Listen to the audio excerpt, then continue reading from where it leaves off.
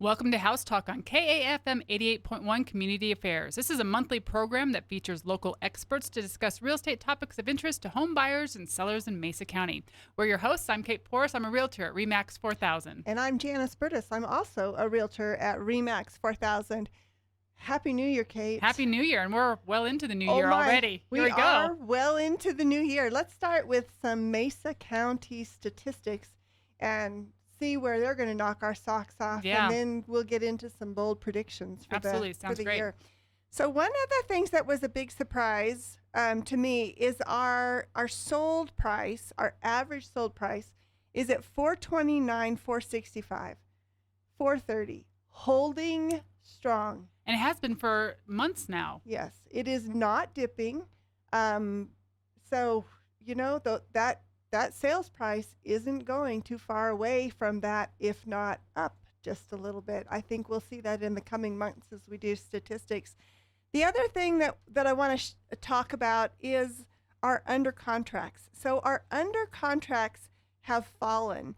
If you look at 2021, at this same time, we were at 442 under contract. If you look at where we were this December, we were at 290. So the historical thing, when rates rise, under contracts go down. When rates decrease, under contracts go up. We are at half of where we were a year ago because of rates. And you can feel it in the market. Right. We have buyers out there that want to buy. They've just put their plans on hold for a little bit until they can figure out what's going on. And where the market is and what they can afford.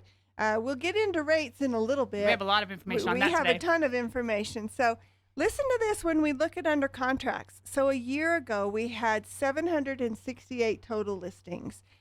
Right now, we have 1,058. So our inventory has gone up. Now, don't let that fool you. Inventory in the United States, we have right at 1 million properties available for sale. That is still very low for the demand. That's for the whole country. For the whole think country. About it, a whole country, 1 million homes for sale right now. And it's not enough. And it's not enough. The Exactly. demand is there. We cannot catch up with the demand. So inventory is still down. So when inventory is down, when we have demand and inventory is down, guess what that does to prices? The prices are the same or they climb. So people have to realize the market is not going to fall. You know, and I think we've both been following a lot of experts nationwide. One of my favorites to follow is Brian Buffini, and he does his annual bold predictions where he interviews Dr. Lawrence Yun. Dr. Lawrence Yun is the chief economist for the National Association of Realtors. So the guy knows his stuff. He's been doing this for years, makes these bold predictions every year, and they are almost always correct. They are. So let's get into some of those a little bit. Okay. Let's talk about those interest rates because I know that's what a lot of people want to hear about. So as you said, pending home sales are down. That's nationwide, and it's because of those interest rates that we've talked about going up. Interest rates in 4 months ago, interest rates were at 3.2, 3.5%. In 4 months, Kate, they went to over 7%.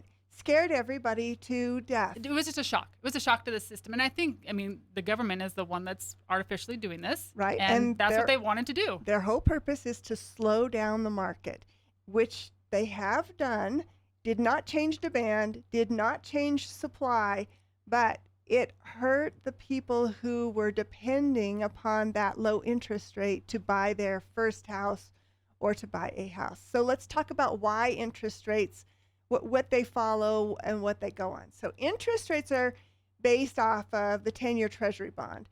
The 10-year Treasury bond right now is sitting at about 4%.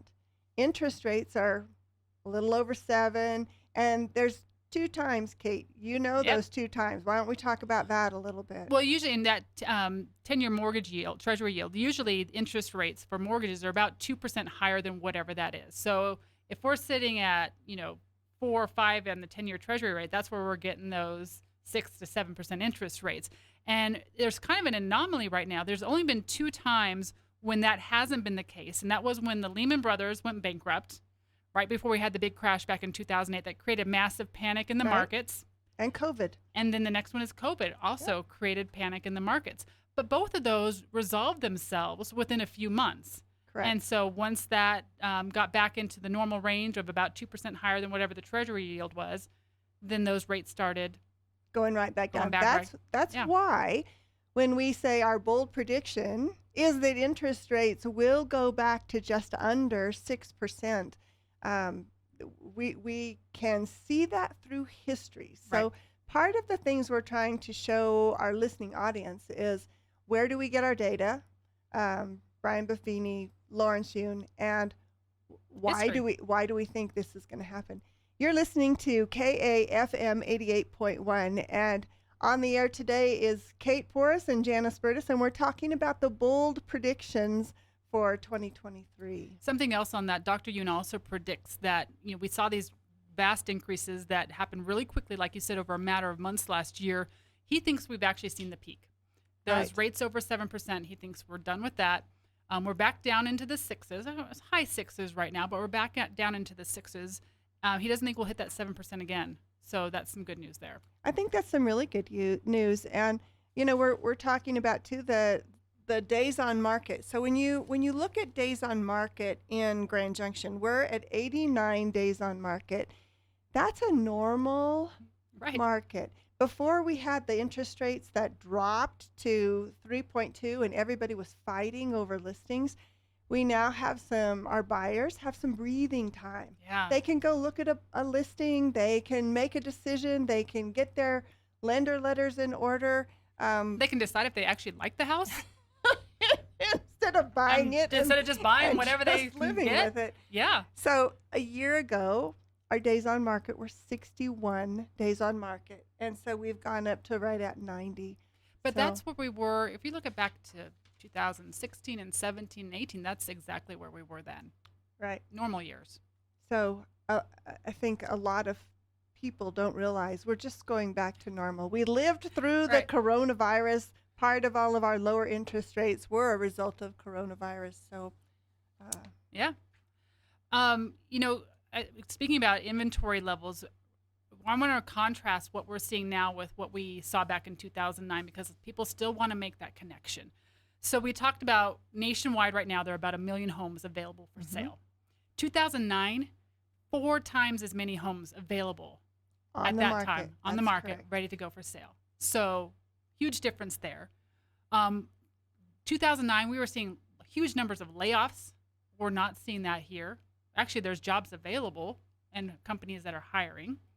And we also had a huge number of foreclosures back in 2009 that we're not seeing here. Well, the other thing that goes right along with that is you could buy a house for no money down. Yeah. Or there was no cash in the market. So what we've been seeing in the last 5 to 7 years is you had to have 20 to 30% down just to compete to buy your house. So when you've got that much cash into the market, there's no foreclosure. You're going to sell your house on the market and make money. Yeah. Because the houses have continued to appreciate all across the nation. In some form or another, there's always been appreciation. And I have talked to clients even in just this month. Hey, listen, I'm having issues with my job. I don't have the income that I used to have. I'm worried about being able to make my payments. What are my options? And we look at the equity that they have. If you have to sell that house, get out from under it, and actually walk away with some money. Don't With let it go cash. into foreclosure. You betcha. Yeah. So that's a really good thing. You're listening to KAFM 88.1. This is House Talk, a community affairs program. And we're your hosts. I'm Janice Burtis. And I'm Kate Porras with RE/MAX 4000. Let's talk about home prices a little bit because that's another big topic. So Dr. Yoon looks at all the data, and we're still waiting for some of the final data to come in for 2022.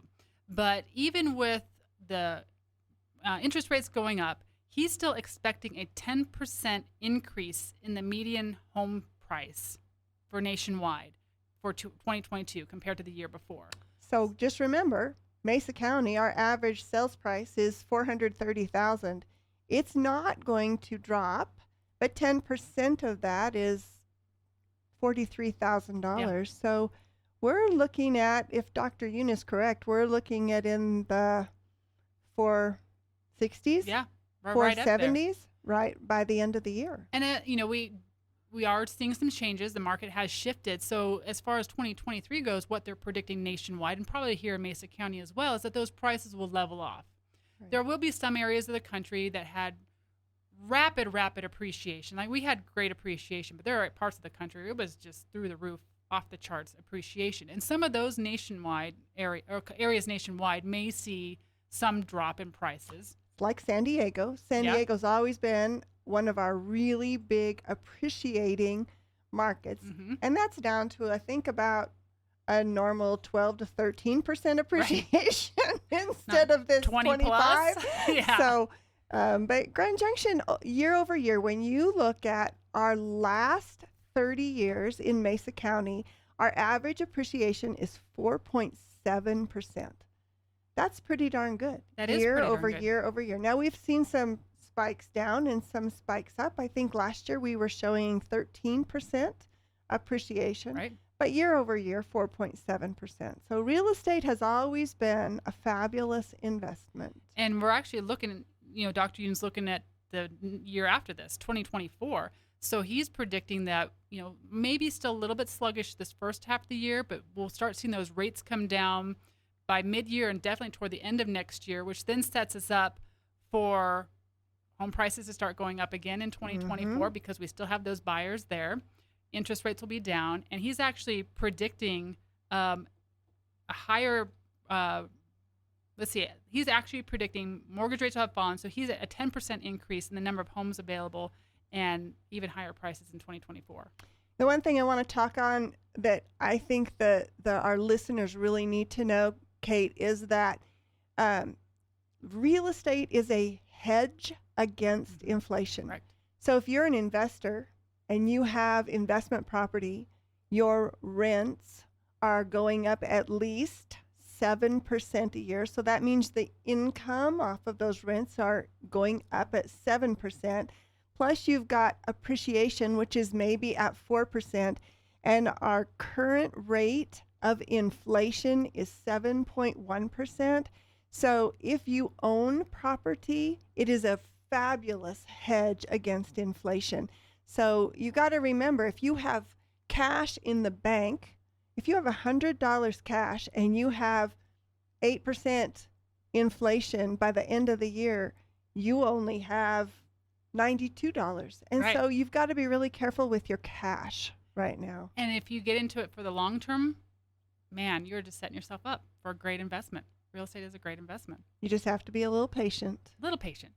We could talk about this for a long time, but unfortunately, we're coming up to the end of our time here. But this segment airs the second Wednesday of each month, and we're always happy to answer your questions. You can contact us anytime. Reach out via my website at kateporras.com or give me a call at 970-985-8555. And I'm Janice Burtis, and you can reach me at janice@janiceburdis.com, and I'm 970-270-4444. Have a great day.